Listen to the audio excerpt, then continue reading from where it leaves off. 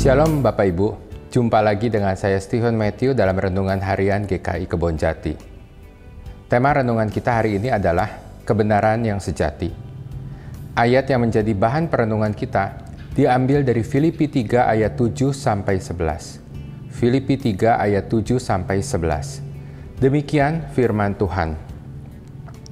Tetapi apa yang dahulu merupakan keuntungan bagiku, sekarang kuanggap rugi karena Kristus. Malahan, segala sesuatu kuanggap rugi, karena pengenalan akan Kristus Yesus Tuhanku lebih mulia daripada semuanya.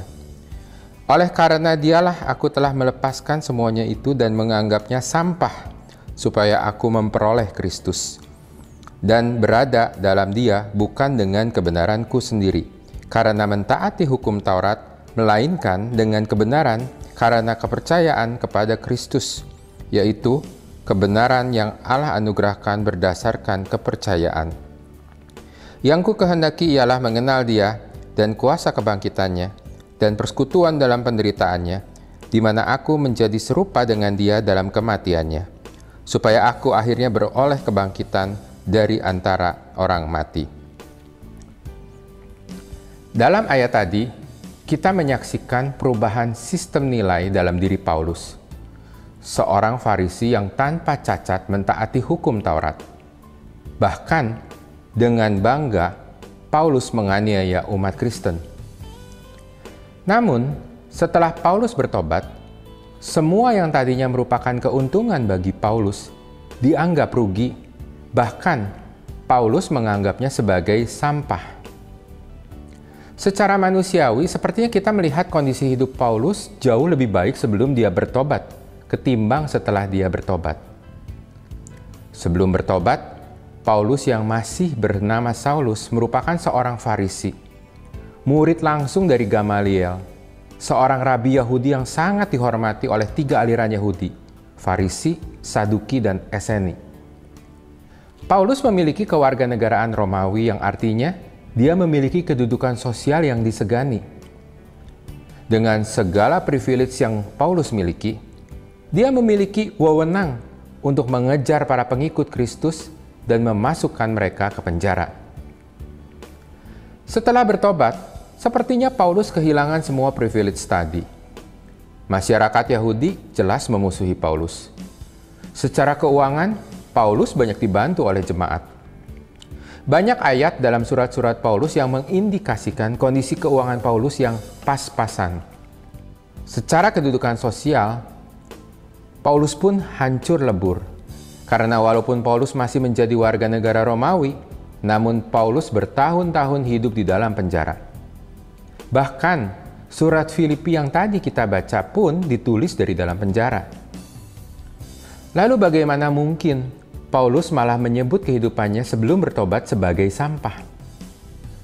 Dalam ayat 8 dan 9, Paulus mengatakan, segala sesuatu kuanggap rugi karena pengenalan akan Kristus Yesus lebih mulia dari semuanya, supaya aku memperoleh Kristus dan berada dalam Dia, bukan dengan kebenaranku sendiri karena mentaati hukum Taurat, melainkan dengan kebenaran karena kepercayaan kepada Kristus, yaitu kebenaran yang Allah anugerahkan berdasarkan kepercayaan.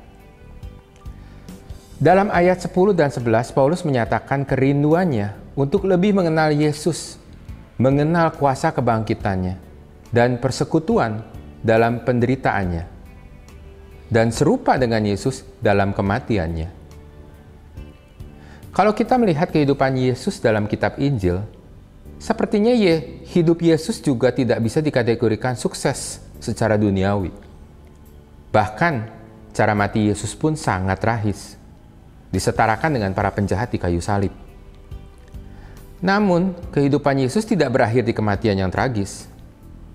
Yesus bangkit dan naik ke surga. Kematian dan kebangkitan Yesus menyediakan anugerah keselamatan bagi manusia, menyatakan kasih Allah kepada manusia. Manusia dibenarkan karena anugerah keselamatan ini, bukan karena kehebatan lahiriah atau kesuksesan duniawi. Inilah kebenaran sejati yang memampukan Paulus menganggap kehidupan yang lama sebagai sampah. Bagaimana dengan kita? Seringkali kita memandang kehebatan hanya dari aspek kekayaan, intelektualitas, status sosial, dan berbagai kehebatan duniawi lainnya. Tidak salah untuk memiliki berbagai keunggulan tadi. Namun, apakah dengan semua kehebatan duniawi yang kita miliki, kita mampu mempersembahkannya untuk melayani Tuhan? Atau jangan-jangan kita hanya menggunakannya untuk melayani ego kita, supaya kita dipandang hebat? Atau lebih parah lagi, kita menggunakan berbagai kehebatan tadi untuk mendiskreditkan orang lain, menganggap orang lain lebih rendah dan tidak layak. Pertanyaan untuk kita renungkan. Kebenaran sejati seperti apa yang kita anut? Apakah kita masih menganggap berbagai kehebatan duniawi sebagai hal yang paling utama?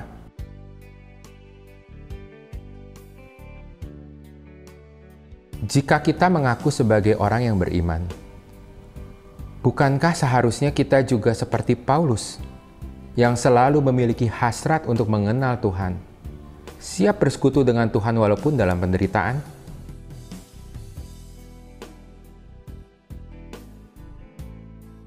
Demikian renungan hari ini. Tuhan Yesus memberkati kita semua.